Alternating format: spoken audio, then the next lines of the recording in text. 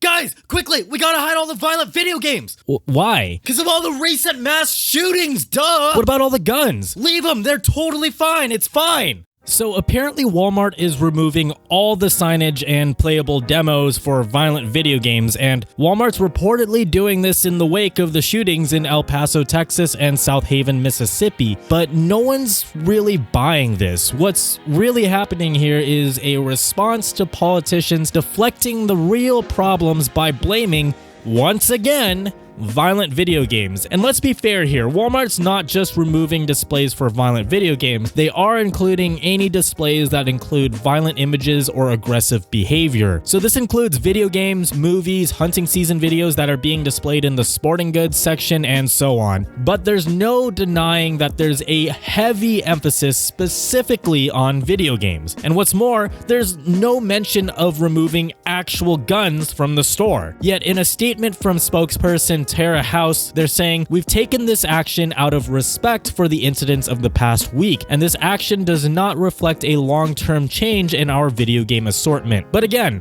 no one's actually buying this. One Walmart employee told Vice, "I went into work yesterday and they handed me a copy of the instructions to remove the violent signage and gaming displays, and I immediately threw it away because it's obviously a way to shift the blame from the real problem regarding the mass shootings. I didn't get to confirm this yesterday, but they aren't removing anything about the sales of guns and ammo in the store. I can't really say for certain that it's not a display of goodwill from Walmart, but it definitely feels more like a response to the cries from President Trump and various other politicians. And while they aren't exactly pushing the blames on violent media, it definitely still detracts from the real problems at hand. Politicians have been blaming violent media for as long as they've existed for mass shootings, despite there being very little evidence supporting it. The US is the only country where this has become a legitimate problem, even though plenty of other countries have the same access to violent media as we do. The real problem is the ease of access, but no one seems to want to bring attention to that. And I think what's really interesting is that this Walmart situation seems to perfectly reflect that.